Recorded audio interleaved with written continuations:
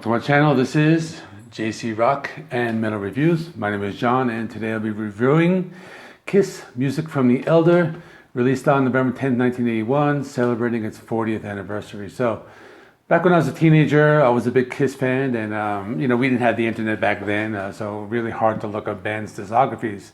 And this was an album I never heard of until I saw it in some magazine.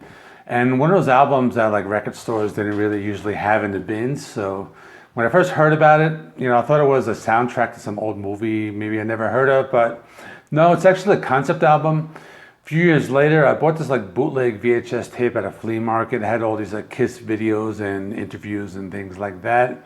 That was pretty cool, but that had a video of World Without Heroes, which was a pretty cool music video, kind of a very an old school with the old videotape recording, and really dated 80s music video production style. And so going back to the magazine article, it did say it was one of the worst albums ever made, but I didn't really give it much attention after that. But after listening to it, I have been listening to it for a few years now.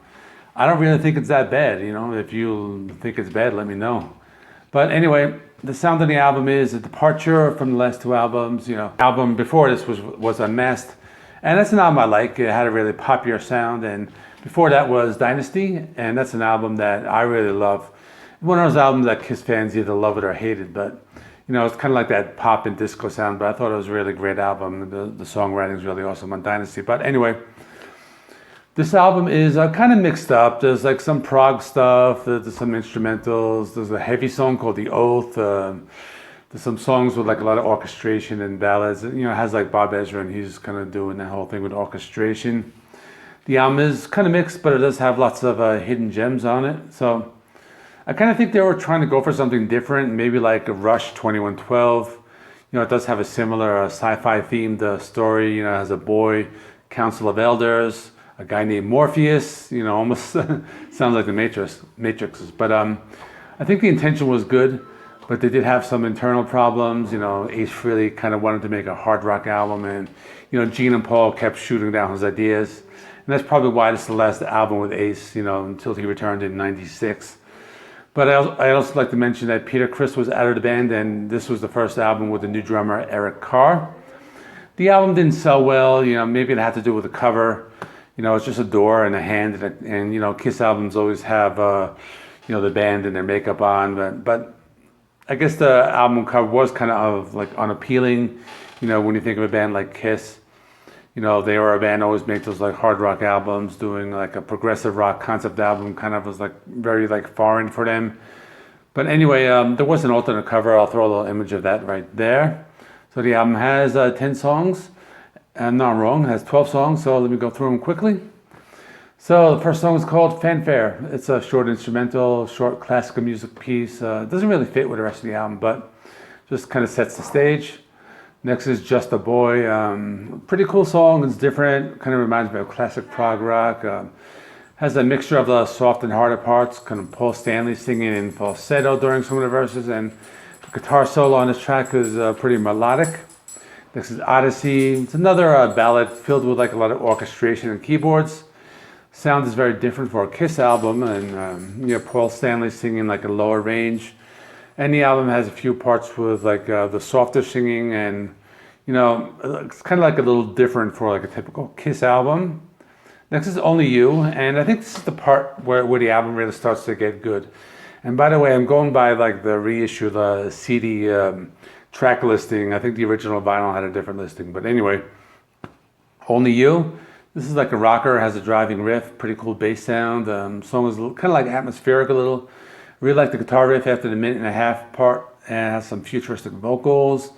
And there's a bass part in the middle of the song, kind of reminds me of the band Rush. And also has some heavier guitar riff towards the end of the song. And that goes directly into the next song called Under the Rose.